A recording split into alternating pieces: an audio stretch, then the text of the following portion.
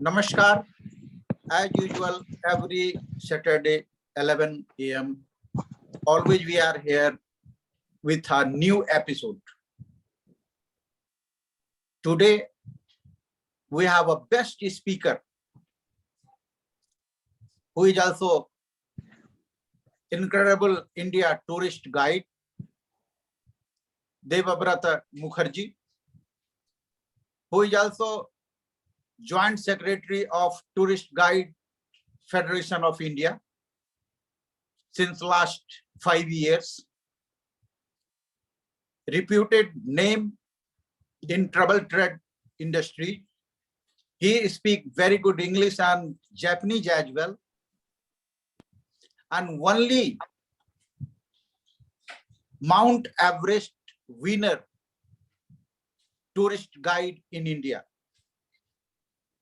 And one thing which is also very interesting, he is the most oldest Mount Everest winner from the north side in Indian history. So we always feel proud when Devabrata Mukherjee, he joined us as a tour guide, as our colleague. So we always feel proud. Being the president of Tourist Guide Federation of India and the part of Ministry of Tourism, which is our parental body, we always try our best. And today also, Devabrata Mukherjee will try his best and we all will enjoy. This was the vision of our ADG Madam, Rupinder Brar ma'am, to start 75 destinations with tour guides. And always we choose the best speakers from that particular region or the area.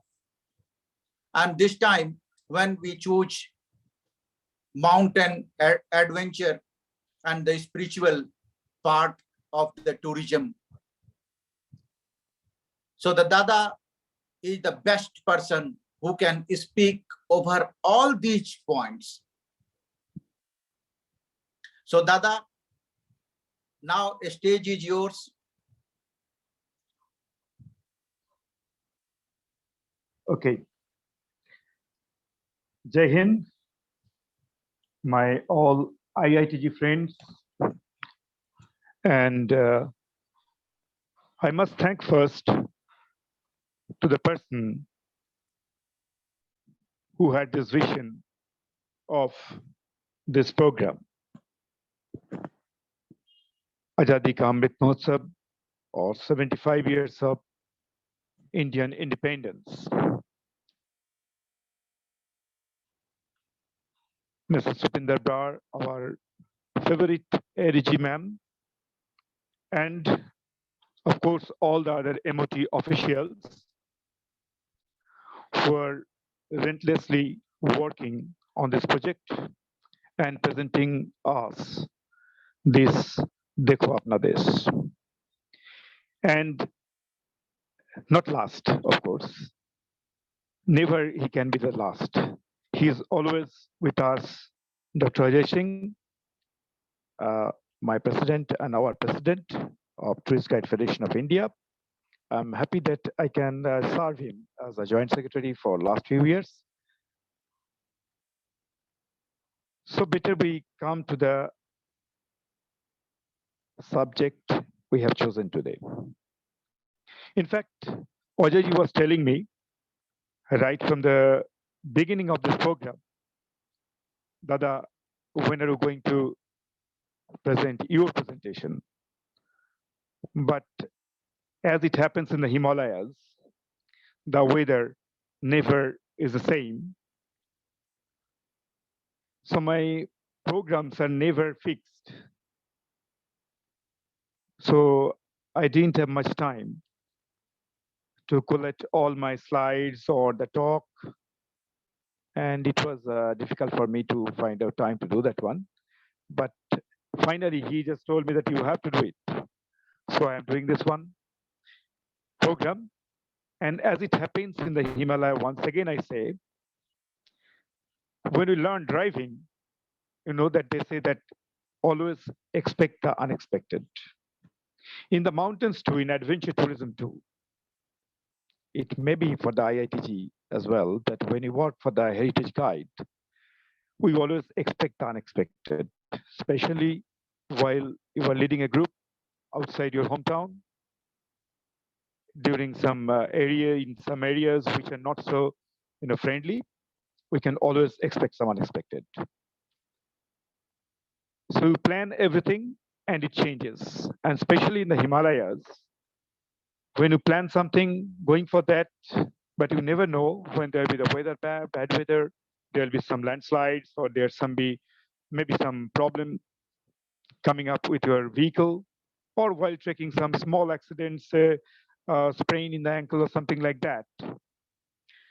So the Himalayas, it teaches us that always expect the unexpected and be ready with all your knowledge and experience.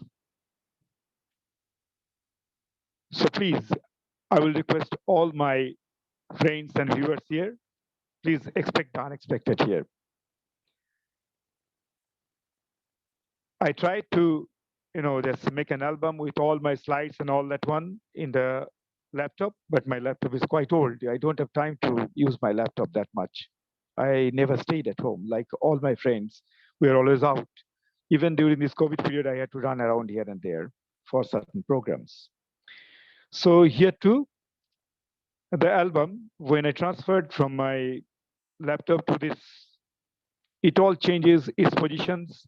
And so I will tell you and random show you the slides.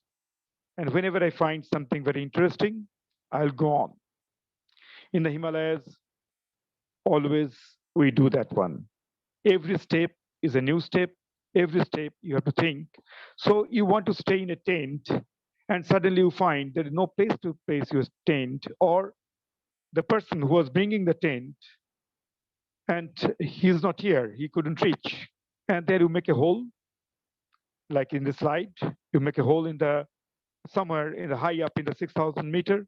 That means about 20,000 feet, open under the sky, and enjoy the whole night cold, say about minus 23, minus 24, and stay inside the hole there.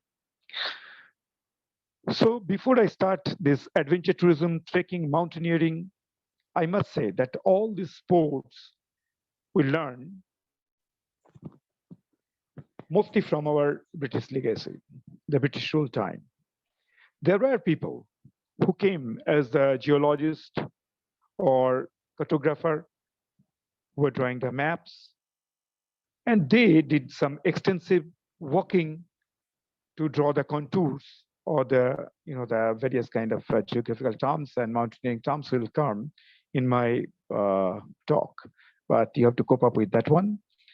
So they just kept their diaries, and these are the two very most famous person, I must say, is Eric Sipton and William Tillman or Bill Tillman. These are the two persons, the great mountaineers, as if they explored the whole Himalayas. And beyond the adventures, as my program goes on, we have places like this, the Hemkund Sahib, which is in the Garhwal Himalayas, like this Sikh famous pilgrim center. We have other centers like the Yamunotri, the beginning of the Jamuna River. Beginning of the Ganga River is the Gangotri. And we have then the Badrinath, the temple of Lord Badrivishal or the Vishnu. That's two in the Garhwal Himalayas. And out of these four pilgrim centers, which is famous and known as the Char Dham, the most famous, of course, the Kedarnath. You know, perhaps some years back, we have a very bad tragedy in that. There was a blast in the water reservoir, of course, not man-made. It was, the natural reservoir it just broke some areas of that and flooded the whole area. But luckily or miraculously, the temple got intact, whereas more than 1,000 people died in that water splash. But the temple had no, no touch from this wrath of this nature. So even after that, the new roads were built up, and this temple of Kiranath, which is very much associated with our epic, the Mahabharata.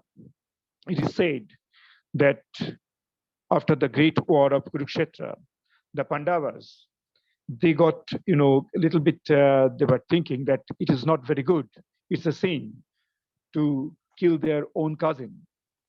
So then they were advised to go to the Himalayas, and if they can touch Lord Shiva, and then only they can be purified again. So the five brothers, they moved towards the Himalayas.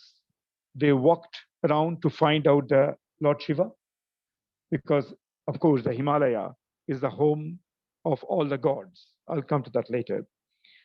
So home of gods.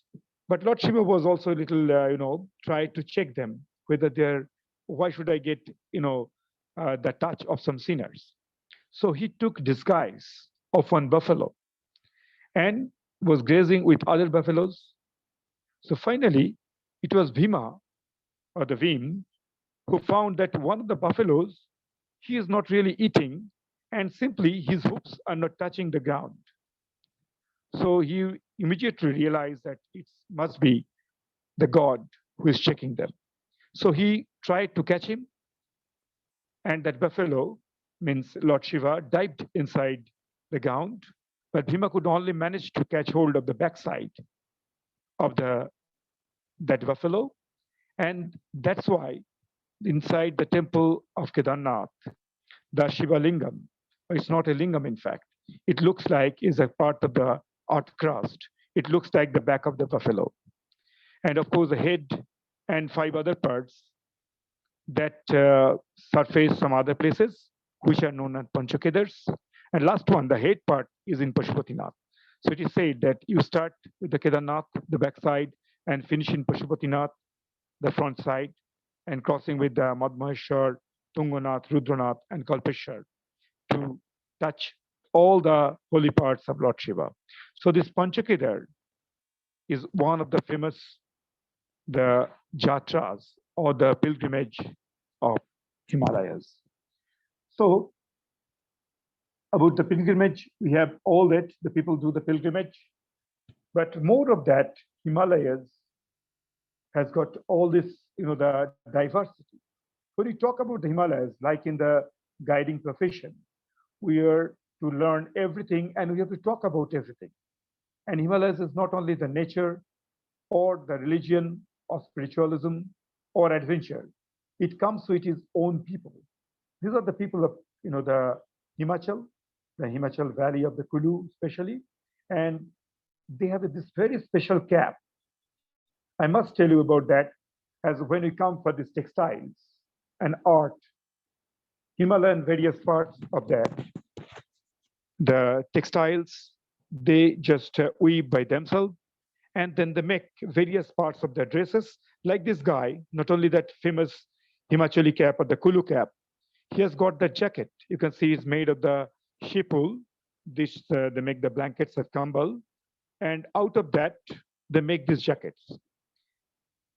And when we talk about these textiles, we must talk about our Kashmir Himalayan part, where this Kashmiri shawls, the world famous Kashmiri shawls, made with the wool, and sometimes they're, the embroidery, or then, there's a needlework can make even a painter, shy. After the art, we have got this agriculture. In agriculture, or the produce of the Himalayas, the most famous, of course, the number 1 in the world, the Darjeeling tea, and the tea gardens in the east. This is very, the interesting that of the Himalayas in various parts are famous for various special things. In fact, when you see these tea gardens, we just think that the eastern part, the tea gardens are there. So what's about the western parts? In the tea gardens in eastern part, we have a very special, the thing goes on when they pluck the teas in different seasons. It's a huge subject. Himalaya is just like the vastness and of it. We have got many subjects to cover. And of course, in the West, we have these apples. In apples, in the Himalayas, it's in Kashmir, in Shimla, in Manali, even in Ladakh nowadays, they have got these apples growing. In the eastern side, we grow the oranges. And all over the Himalayas, wherever we go, we see the divinity, the presence of the gods, presence of the spirits, presence of the Atman, the Himalaya himself is there. Whenever you go there, you feel like meditated. You easily can feel the presence of the super being in that place. And this is the biggest monastery in India, the Tawang. That's in the east. Of course, we have got a very big monastery in the west too. That's the Hemis. Then is the number second. That's in the Ladakh near Leh. Then we'll see the Phuktal monastery. In architectural style is very special. This cave monastery in Kargil. We have Rumtek again in Sikkim, and then Sikse in Ladakh again. These are the 5 biggest monasteries in number wise. And all over the Himalayas, this Buddhism spread. Mostly that, the Buddhism, we have got this Tibetan Buddhism or Tantric Buddhism is there. So is that the Vajrayana. So you can watch this there. So the pilgrims or the pilgrimage and the Himalayas and the religion is one word. Once we come to the part of the art, various parts of the Himalayas are famous for various types of arts. Of course, we have seen that the textile, and then we can see this painting, these famous paintings of the Kangra art. We know about these miniature arts and arts of different parts of India. We have got the Rajasthani, and then the Mughal arts are there, or the Indian miniature painting. Kangra art is also very famous for its bright colors, especially the shades of greens. They have green foliage, huge, like this Shivalik part of the Himalaya, or 7,000 feet till that is Shivalik Himalayas. Some places could be in the west, we can continue up to 10,000. I will talk about that the geographical part later. So this Kangra Valley is very famous for these paintings. And as I say, the textiles are famous. Then we have got the wooden or the work is famous, made with the canes and bamboos in Arunachal Pradesh is famous. And where there is a jungle, there we have the animals. Some special animals which are only available in the Himalayas, which are, of course, in the red list. These are the red pandas in the Sikkim and Darjeeling area of the West Bengal. These are available. We are trying to, reintroduce them in the forest. And the red pandas are one of the most beautiful animals of the Himalayas. But we have got various kind of bears, the black bears, the brown Himalayan bears, and then we have got birds of different origins. But now we must, before coming, we must now come to the places that where from the Himalayas came. Dada, can you show us PPT as well? Can you not see that one? You are not seeing that? No.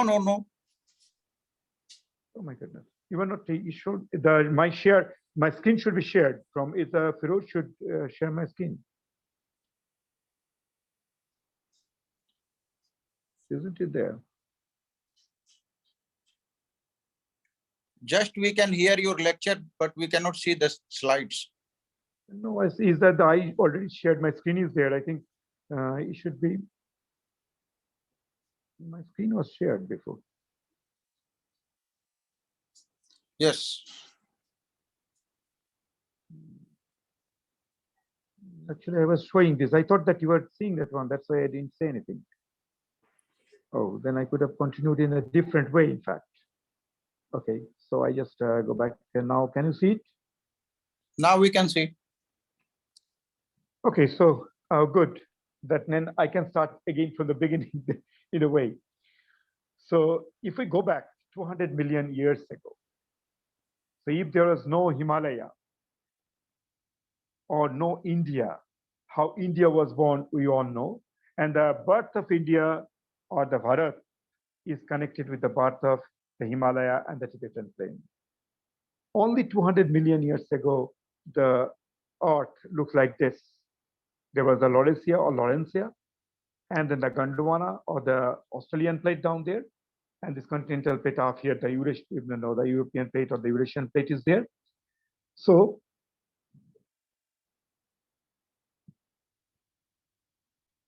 slowly, back in 225 million years back, a part of this Australian plate, there's a plate movement or the tectonic movement, the Pangea started, and it started slowly move, a chunk of that one slowly moved northwards, and finally, say in 70 million years back, it touched near the southern end of the Eurasian plate.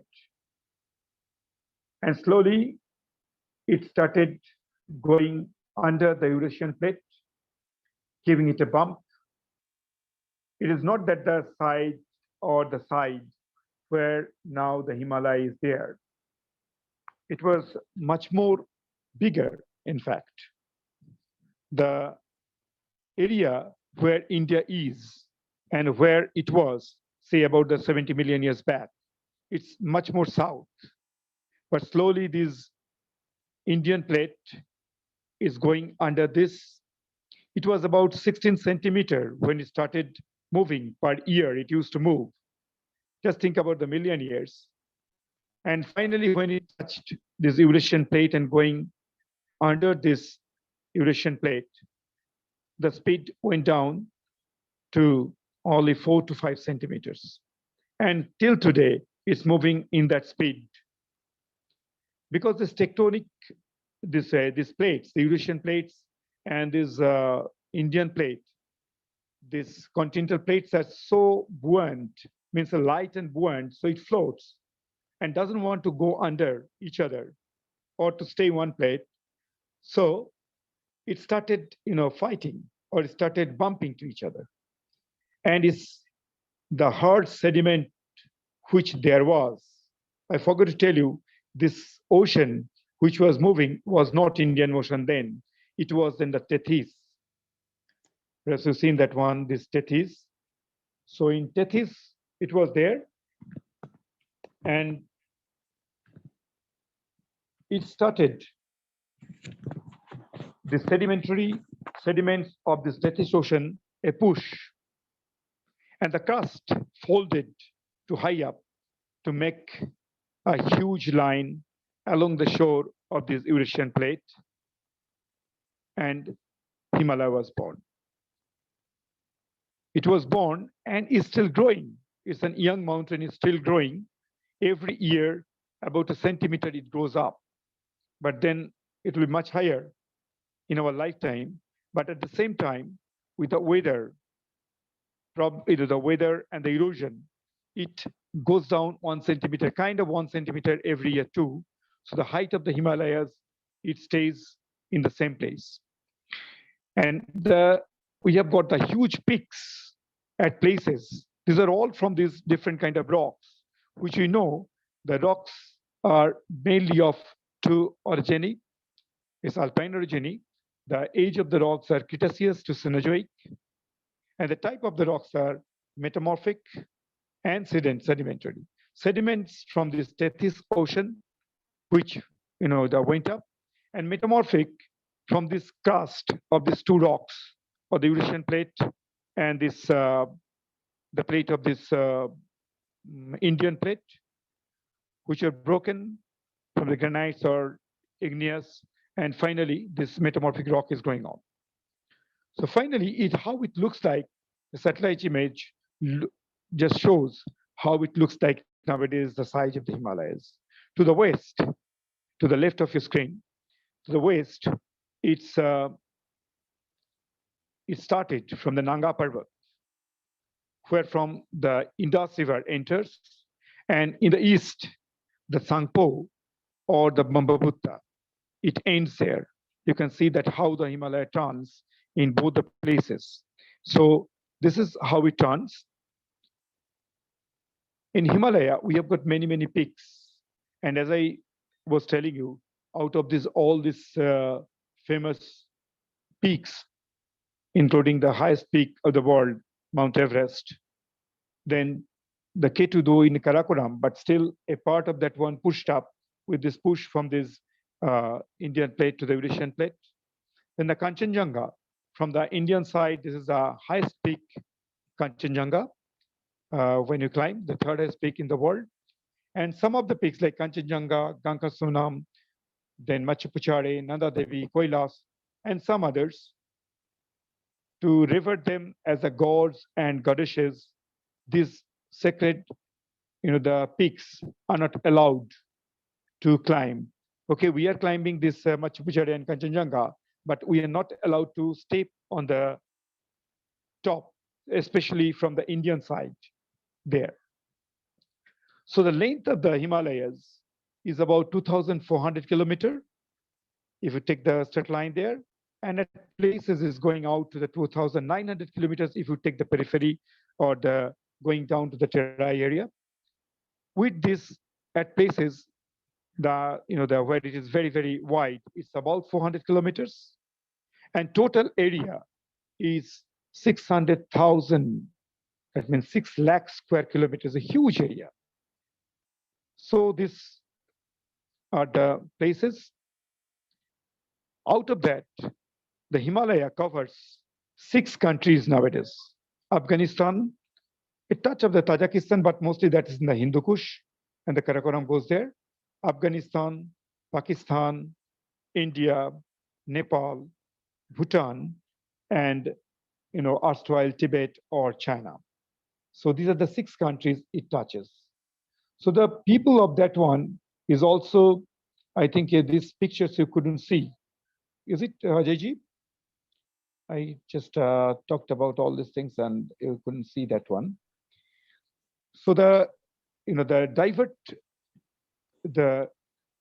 diversity of the Himalaya, be it art, pilgrimage, or the religion, be it the architecture, be it its people, everything, it differs.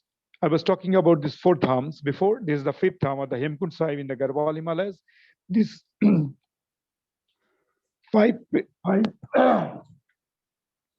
pilgrim centers like Jamunotri, Gangotri, Badrinath, Kiranath are very famous for that in the Garhwal Himalayas. And as I was telling you, that the Garhwal Himalayas, this Kiranath temple is connected with the Mahabharata. And then the people and their culture, the art, be it textile, etc. It was Kulu caps here. I was trying to show you, but that time I couldn't show you this the shawls from the Kashmir and many other places. Suppose if you come to the Arunachal Pradesh, you will find they weave their own dresses, and that's different. I was talking about the agriculture. The famous the tea gardens, the apples, then we have oranges, etc. Out of this, I was talking about this monastery, this Tawang monastery, the largest monastery in India. Out of them, the Tawang monastery in the east, then in the west, the Hemis, Futkal, and Tikse, and Rumtek. These are the 5 big monasteries, and there are many, many big monasteries in India everywhere. Talking about the art, the Kangra art, and it's the foliage, the shades of green, those are very famous, I was telling you. Talking about the animals, the red panda, which is the most famous, I think, the beautiful animal in the Himalayas. Then we have got all this. We went up to there. And now coming to this, the Himalaya is there. And for the tourism, especially, now we are lucky to have, our Prime Minister and of course the tourism ministry and our tourism officials. They are just doing a great job. They're trying to promote it, including its nature, beauty, adventure, all that. When you see from the top, even the flight from, even if you don't, want to take the adventure tourism or the tough route, you can, with the comfort of nice hotels and just flying, you can just take a flight from Delhi to Leh, or take a flight even from Delhi to Calcutta and sit on the left side, you can see the beautiful Himalayas. And there, people can even go by bus, go by car, their own car, and reach the highest motorable road once, now is the third highest, the Khardungla, and can enjoy the place. And of course, visit for the normal tourism, people can visit the places like this. This is said the most beautiful, that the sculpture of the face of Lord Buddha there. And that's in the Tiksa Monastery in the Ladakh. And Tiksa Monastery is, as I say, one of the most beautiful monastery and well-organized monastery kept in nice condition in the Ladakh Valley. From that, you can have the view of the nearby Indus River civilization. We always read about the Indus Valley civilization in our history when we learned that 2,500 years back it was there, etc., etc. But just when you read in the history, you can't just imagine that how that one. So once you go there and just from the veranda or the balconies of Tiksa Monastery, you look down and you know that how the river valley civilization grows. All other side is very, very dry and gray. And only by the side of the river is lush green. And the civilization or the people start living over there. This is Ladakh. It's another very beauty of the Himalayas. Various parts of the Himalayas, it looks totally different. When the Ladakh is like Tibetan plain, is barren, dry, with its west to east and north to south, the Himalayan in the length and breadth, it always changes. In the west is dry, cold, and less rain, where in the east is wet, is green, and it's moisture everywhere, a lot of rain, and it's a different kind of civilization or the agriculture, the lifestyle, the architectural style, everything. In Ladakh, with the dry, it's just like painting. People can go walk up slowly in the mountains to enjoy these beauties. A lot of people still some years back, say about 25 years back, Ladakh was closed for people. But nowadays, Ladakh is open, and we are opening, or there's our defense and the Ministry of Home Affairs are opening new areas, new peaks every year to, go for the adventures and test your, out of comfort zone, the ability. So these are many, many passes where you can, which areas are only open in the summer. Most of the in the passes, they are open only for 7 to 8 months, and the winter 4 months, those are closed. So this is for the last year time. We thought it would be open, but finally we reached there and we find that the pass is closed, and we had to get back from there. We went there for some training to give some people. It's a playground for the adventure enthusiast, and people go there for learning their skill to apply them in while they go for the mountaineering and trekking. So how to save yourself there. But the local people, when you watch them, mostly they are busy in agriculture in the lower areas and livestock. They just have the yaks, sheep, and very famous Pashmina goats. The Pashmina goats, they keep it for the wool. And yes, perhaps we should know that the various kind of wools comes from the Himalayas. One is, of course, this Pashmina, which come from the goat. Then the sheep wools are there, the yak wools are there, rabbit wools are there, and even they're trying to make wools from different animals too. As I was telling you, this is the part of the Shea Palace by the side of that one. It's Ladakh's beauty. Once you go there, you can only know. And it's the part of the, before it was a part of the Kashmir, and Ladakh is now this separated there. So, but still, the vegetation of Kashmir, the poplars, etc., is there. Ladakh is getting more and more beautiful, and tourism is really just blooming over there. I think that for the IITGs, especially we have just new ones, they must, just try to get a tour to Ladakh to learn first and then take other groups. This is the very famous Indus River. When I read in the history when we were small and thought about the Indus Valley civilization, of course, that civilization of the Harappa and Mohenjo-daro down towards the sea, and there's a much wide area. But here, when it's just born in the Kailash and Mansarovar. Now, coming to the geography back again, Tethys Ocean, it was there, and when Himalaya was born, pushed through, and it's there's a folded mountains. It went up to the high level. The other side, which was quite barren, there's a Tibetan plain. So those plains, those are just formed some lakes, and some of the lakes are very holy. Why holy? I think we all IITGs, we just tell us guest that in India especially, we say something holy. It's not from the religion, it's from the gratitude to that. So it's the holy Himalaya or the holy Kailash or the Mansarovar. Why the Mansarovar is holy?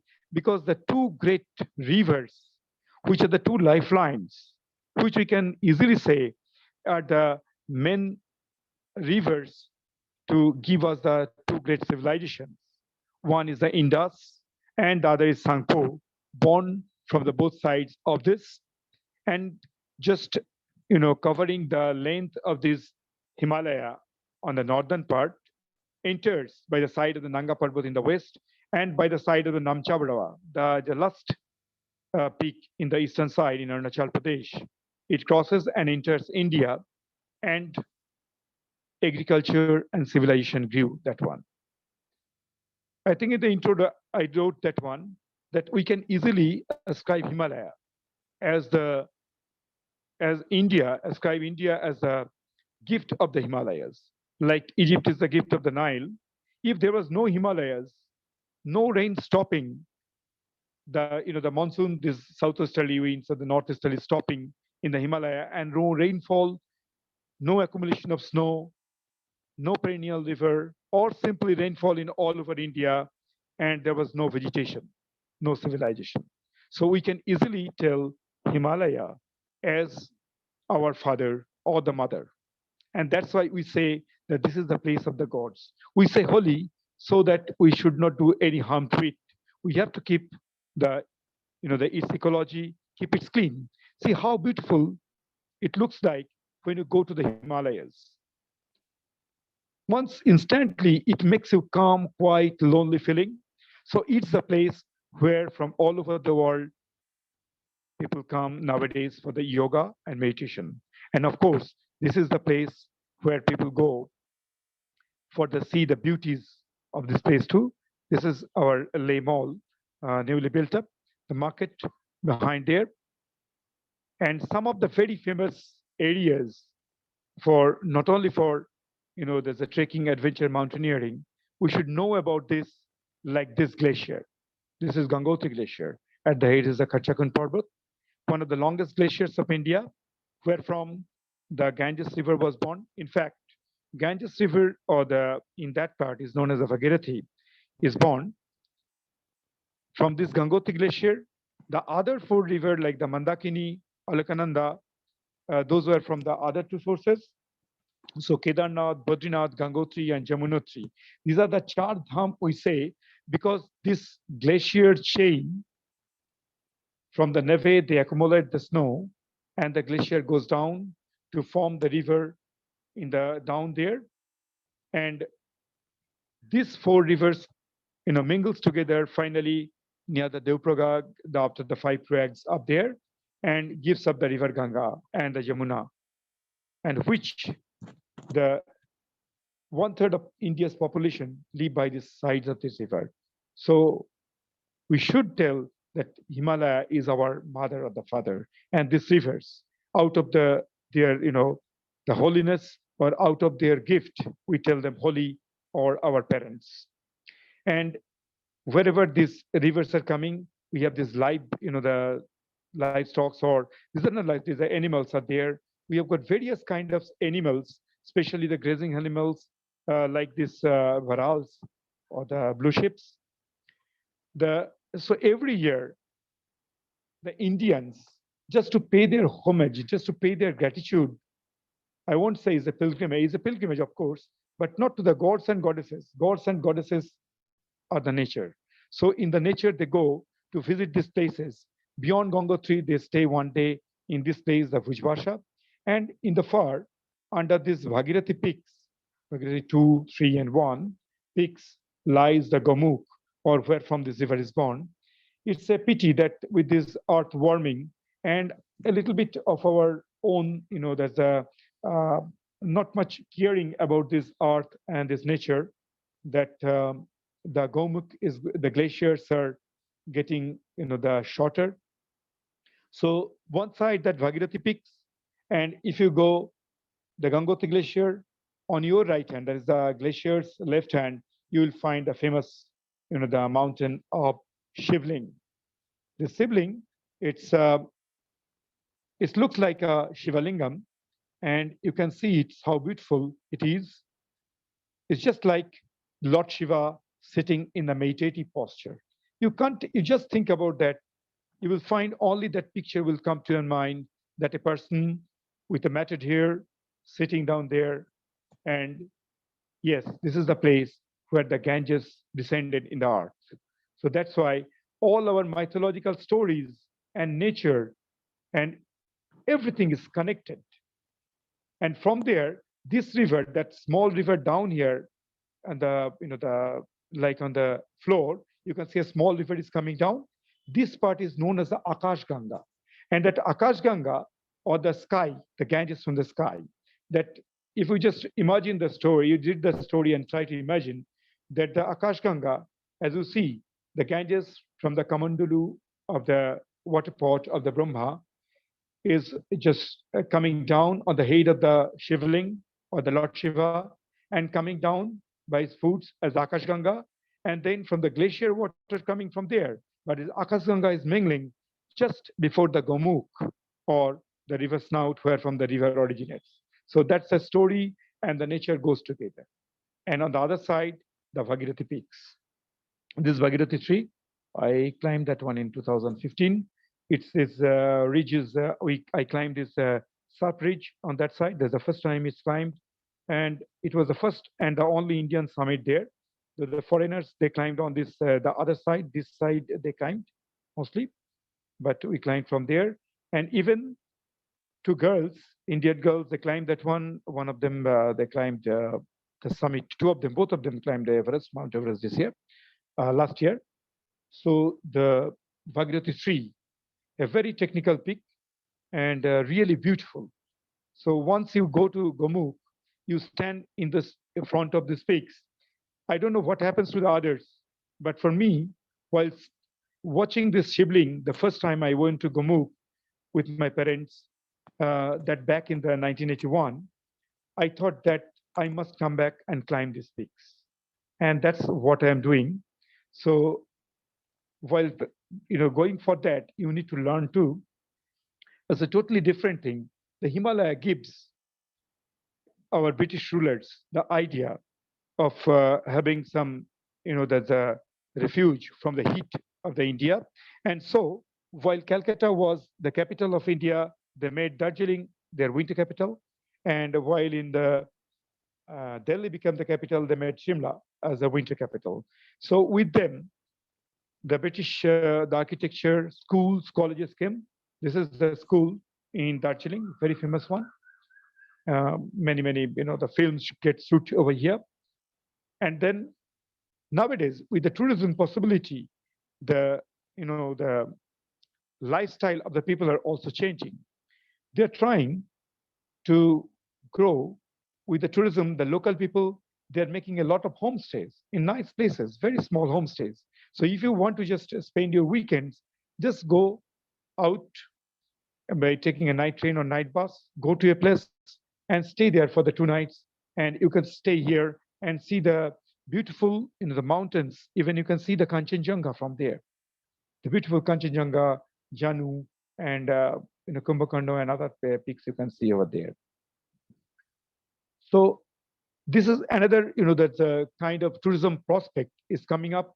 So the people are going for that. And especially after COVID, when people are not going to outside and they like to go to, spend their time just for the weekend, these weekend tours are coming up very fast. And the Indian tourism, the domestic tourism is also growing very fast. These places are getting really, really, the importance for that. And when you go there, you just watch the people, the locals, what they're doing. They just, collect their, the vegetables, dry them for the winters.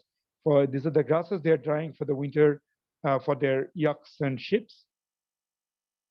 But just a drive on the roads could be, the equally, the rewarding. So if you just go for a drive, and nowadays it's very famous to drive after crossing the Atal Tunnel. And now, that the part of the Himalayas were not accessible in the winter, but now this part is accessible for most of the people because of this Atal Tunnel in Manali. And you can go to the other side in Spiti and Lahul even in winter and enjoy the beauty. You don't need to go up to Rohtang Pass spending 2-3 hours by car. Just within half an hour, you can reach this place from the other side. In winter till now, it's still some snow is there. I was just got the call that they still have some snow up there. And you can see the beauties of the mountains there. But about the adventure, I must come back to that because that is the main part of the Himalayas famous for, especially when you think of a whole country, their economy is running with this adventure tourism, that's Nepal. But whenever we think of the Himalaya and adventure, we think of Nepal. Most of the foreign, the individuals or the groups or the foreign agencies, or even in India, I can see that when the people, they go to see the Himalayas, they go to Nepal. The comfort is there, the infrastructure is there. But if you really want the adventure, you have to come to the Indian Himalayas because 2/3 of the Himalayas, right from the Kashmiri Himalayas to after that the Himachal, then you have the Trihari Garhwal, then Garhwal, then Kumaun. This part is the first part of the Himalayas in India. Then we have got the Nepal Himalaya. After that, we have got the Darjeeling, then Sikkim Himalaya, then again the Bhutan Himalaya is there, and other part we have just seen that the Arunachal Pradesh, the Himalaya is there. So 2/3 of the total Himalayan length is in India, and I like and just tell you that is you must see the Himalayas or go to the adventure in the Indian Himalayas because you won't see like in Nepal that every 10%, 8% are foreigners, or 8% is very crowded. It's not that crowded. You can feel the Himalaya. For the Himalaya, it's not only that the adventure, even the adventures, those are not only that you just go for trying or with the nature or go for just fighting with the nature, going for this climbing a peak or crossing a pass. It's enjoying the nature. It's just feeling yourself. Those are the things that you just go in the Himalayas, Indian Himalayas. And if you nowadays, as I say, it's easy accessible. So the best time in India to go to the Himalayas, which was in summer before, but the foreigners don't like to come in the summer because of the heat of the Delhi, other places. But nowadays they can always come because nowadays it's easy to go in the Himalayas even in winter. And it's so beautiful, so calm and quiet, and all the facilities are available nowadays. I remember once, if you were taking in the Himalayas, you don't get any facilities, but nowadays you will find the facilities. As I say, the homestays are there. There are, the hotels if they are open, hot water, and the rooms with the heater. Everything is available there, and you can still see these kind of beauties, which are, there's a kind of unmatched with anywhere in the world. And most important, those places are not crowded. like in the other places. And if you just want to see that we have the hill towns, or we have got this queen of the hills, like this Darjeeling or Shimla or Mussoorie, or nowadays coming up this kind of small city like the Lays, etc. There also you can go. And when you go for the trekking, there are various routes which are well established, but there are routes which I prefer to do, like this. I have shown you the photo of Eric Sifton and Bill Tillman. They were the person, the explorations. In Nepal Himalayas, in other places, the in Nepal Himalayas, those are the places that is mostly those are well-established routes, nothing new to explore. If you want to explore, you have to go for much inside. But in Indian Himalayas, we are still lucky that we can explore the places where you can be like Neil Armstrong in the moonland. You are the first person to step in. That's in 2007, I opened a route. I just helped to, my leader was Tapan Pandit, and a guy, but I was a chief guide there and took some people, opened a route with a mythological route. We have a famous story of Kiranath and Badrinath that one priest used to worship regularly or daily in the both temples. And to find out a shorter route, we tried to find out a route through Panpatia Glacier. And we did that. And now every year, some 15 to 20 groups are going. And I just feel a little bit elated. And whenever someone said, oh, we crossed Panpatia and Devuda, we remembered you there. Because the route is open, and now even the foreigners are coming for that route. Is just 8-9 days trek from Badrinath to Madhmeshwar. And if you want to continue till Kedarnath, it'll be another 5 days trek from there. So 2 weeks trek, you can go to Badrinath to Kedarnath through a shorter route by the walking route. But however, the world was different in that 5,000 years back, or the Kedarnath time, when the snow was much higher, and the people were, they say, they were much taller than us. All the stories in the mythology, so their, the steps were much longer, not just 1 meter like me, maybe 5 meters or 6 meters in one step. And they could have crossed these places in one day from Kedar to Badri, is possible perhaps.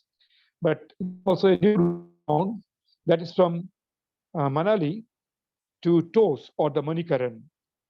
It was people used to go to Badrinath, Deotiba, they climb, but they go to Deotiba base and they come back. And from the other side, from Manikaran side, they go to Tos village and go to the Tos village. That's a very nice valley. People enjoy there, but they come back from there.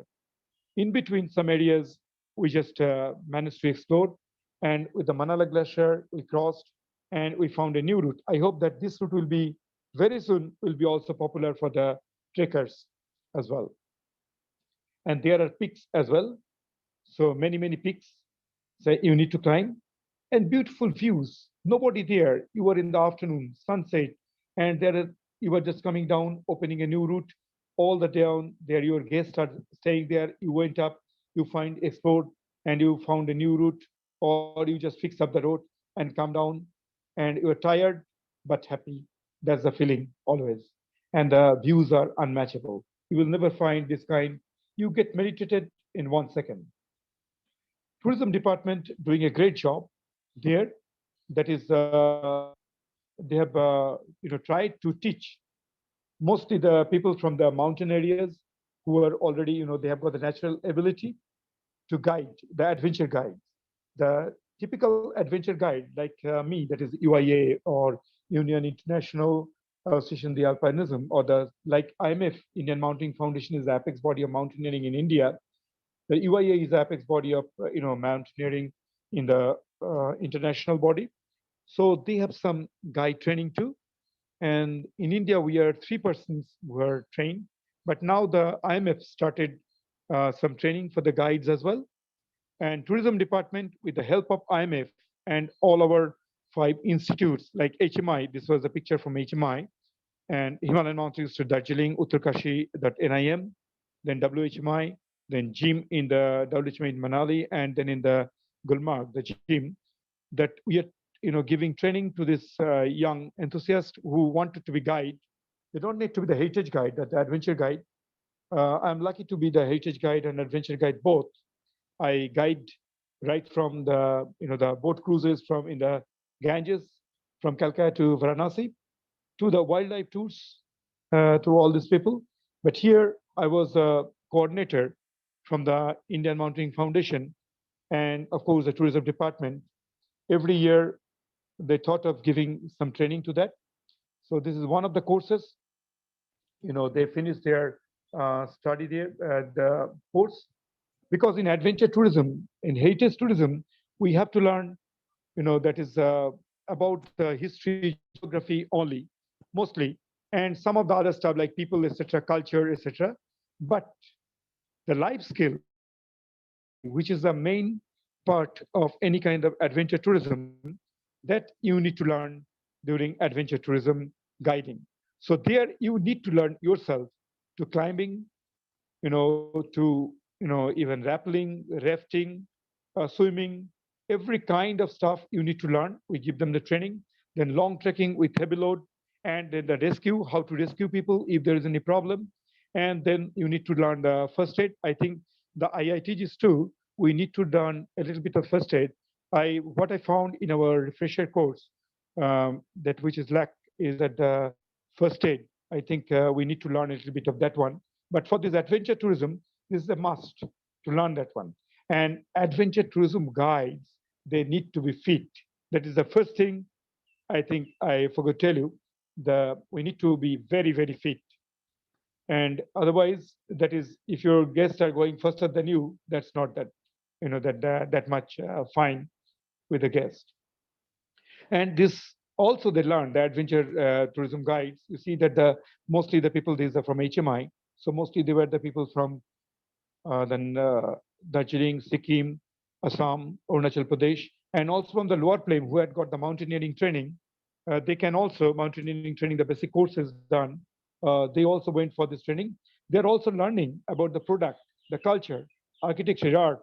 So while guiding for trekking, in the evening or other time, they can also entertain the people or give them the basic knowledge of the area of the trekking route.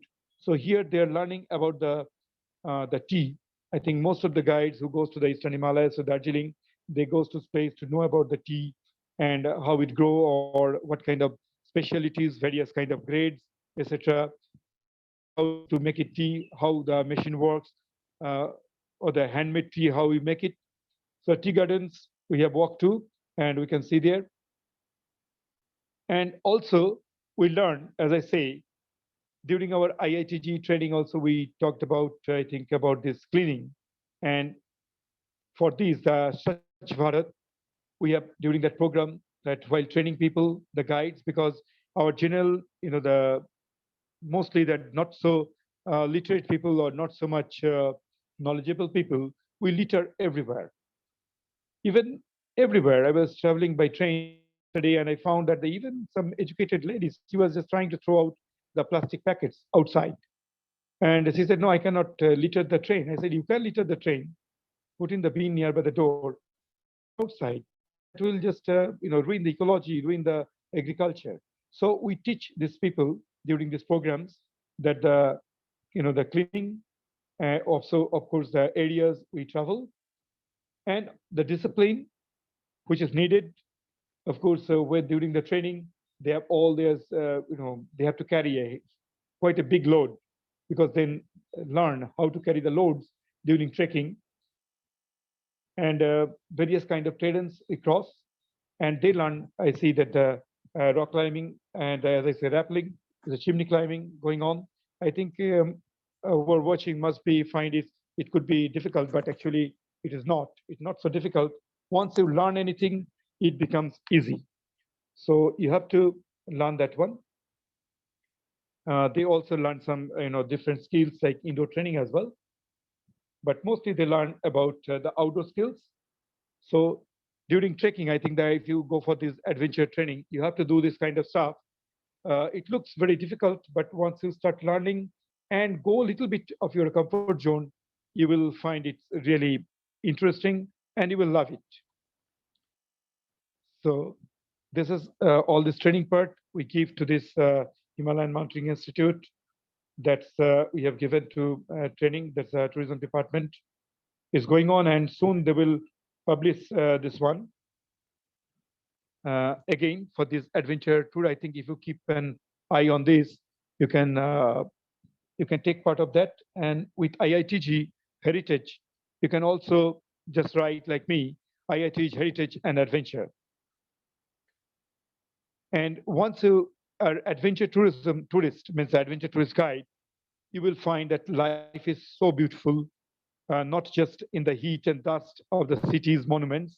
It's in the nature. You just travel with you, see the beautiful animals, and you learn a lot of things like this Darjeeling, and you have the chance to enjoy a lot of things which, even if you're not a guide, you want to enjoy, like this heritage, the UNESCO heritage Darjeeling Himalayan Railway, and it comes under the Batasya Loop. And during trekking, you need to go to these places like this is Kalipokri, and you have to learn about all this. Already you have learned, I know, that is about the religion and staying at places.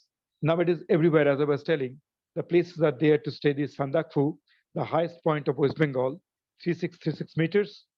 You can go by trek or you can go by even the jeeps, Land Rovers. But I prefer to send my luggage by the jeeps and walk through the shortcuts, the Pagdandis, we call it, to reach this place where you can see the Kanchenjunga all the time. In fact, it's such a beautiful place, this Sandakphu, where from you can see 8,000 meter peaks. Is the only place in the world, I must say, that you can see 8,000 meter peaks from one place and you can see the sunrise and sunset on that. Here, you can see that these peaks, here you can see this in the middle, I would must make big. In the middle now is Lhotse. This is Everest, then Makalu. Sorry, this is Nuptse and Makalu, and the Chomolungso and Lhotse, and Nuptse is this side. So they are the four peaks over here, and you can see Kanchenjunga on this side. So these are the peaks you can see. It's a kind of at least 270-degree view of the mountains. It's beautiful. And people that enjoy, only things you have to bother about, you have to get up early in the morning, very early in the morning to see the sunrise. Before the sunrise, you have to sit like the wildlife too. You have to get up very early. Here, you just to walk up and sit down to see the beautiful colors, changes from before the sunrise until the sun is up. And again, just before the sunset till the sun is down, you can see all the beauties. You have to, for the IITG, you have to do IITG, you are already trained about the history, geography, and all that one. And it's easier for you because you are already learned these most of the things. Only thing you have to go for some physical training to become the adventure guide there.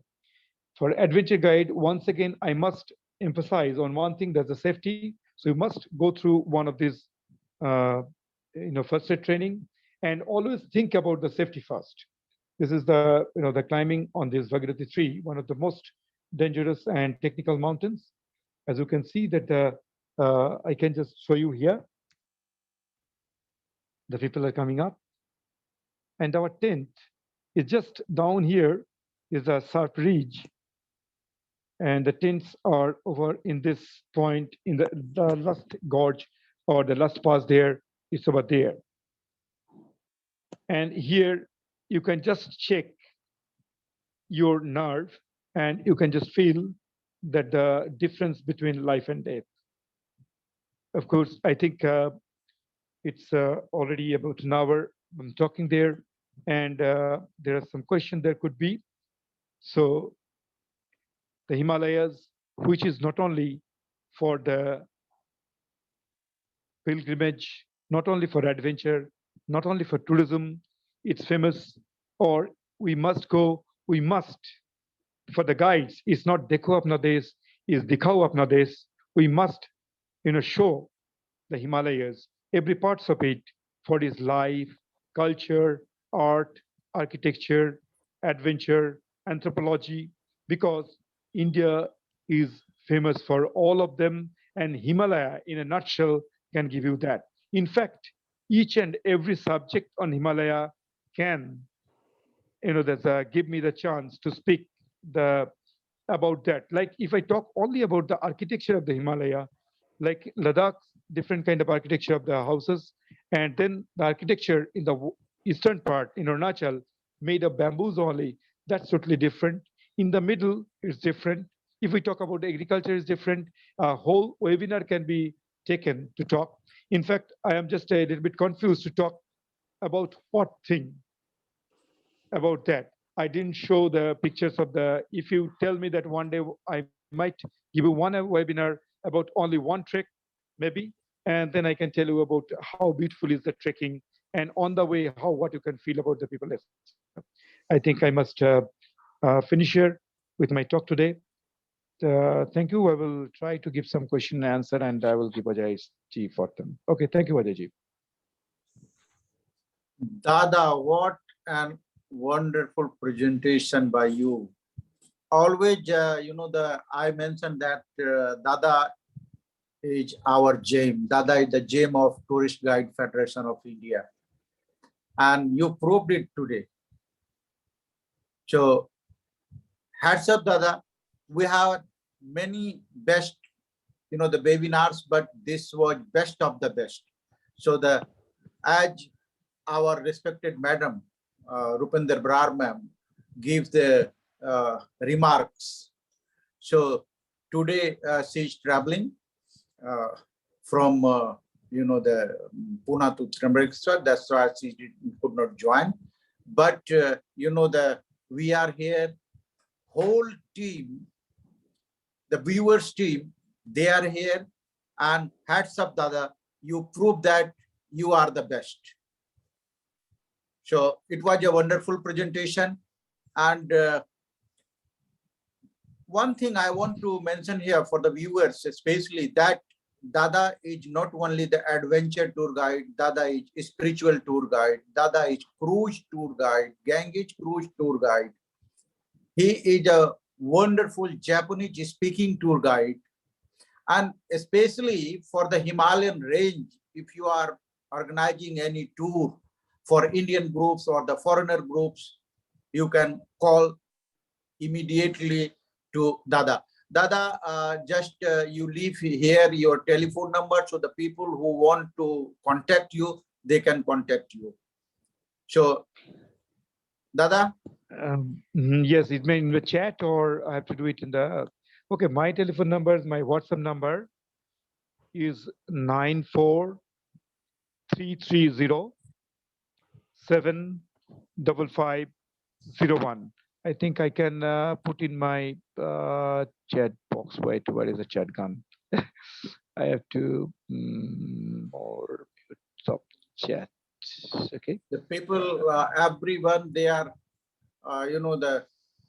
giving their views here, remarks here. It was a wonderful presentation and well presented by you, Dada. So again, here I want to mention everyone that Dada is the best one for the Himalayan range. I think I must finish it with one or two things. Once again, thanks to my brother Ajay ji and to all my other IITG, the brothers. I know I was a little, confusing. I was really confused, in fact. Like now it's in the chat mood. If anyone wants to finish it, they can go. I can. Motoshi ma'am, Motoshi ma'am, if you are here. So. Yes, sir, I'm here. But the problem is my house is under renovation, so. No problem, no problem. Just you leave the message for the Dada on behalf of Ministry. Dada, it's really behalf of Ministry of Tourism and our team. We really would like to congratulate you for this wonderful webinar. It was so informative. It's starting from, the way you have taken us in the journey from Ladakh, then that monastery and everything. It was like it was not only on spiritual, it was adventurous, it was nature, natural, beauty of nature. You have shown us so much. And really, thank you very much for giving us this kind of picturization of the destinations. We really looking forward for this kind of informations, basically, like what you can go and what you can have beyond what you have. I mean, you have planned for something and you can add on something else which could bring more meaning to your travel plan. So that's what we are trying to present in front of the viewers. That is the entire motto.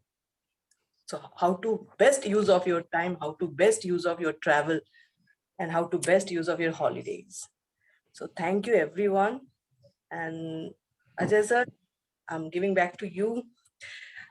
दादा, हम लोग आपको फिर बार बार disturb करेंगे. आपने इतनी अच्छी, इतनी इंफॉर्मेटिव और इतने अच्छे तरीके से प्रेजेंटेशन दिया है जो काबिले तारीफ है.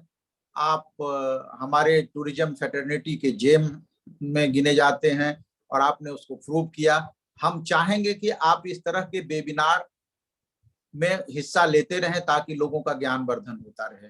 नमस्कार व्यूअर्स, नमस्कार एवरीवन, नमस्कार दादा. Ajay ji, just one thing. There is someone asked my telephone number once again. It's 9433075501. I have given already in the chat box, so you can find it there too. Once again, I would just want to say that I was really confused about that because so many subjects, I got really confused. Though Ajay ji is very kind and Mukherjee ji also very kind to say that it is one of the best, but I know it is not the best. I was confused because what to say, it's such a vast subject. So maybe someday else I will talk about something special, or maybe to take you to a trekking, an interesting trekking in the Himalayas, so that everybody can take that one. And once again, thank you all my friends and Ajay ji, Mukherjee ji, Madam Brar, and MOT officials. Thank you very much. Jai Hind.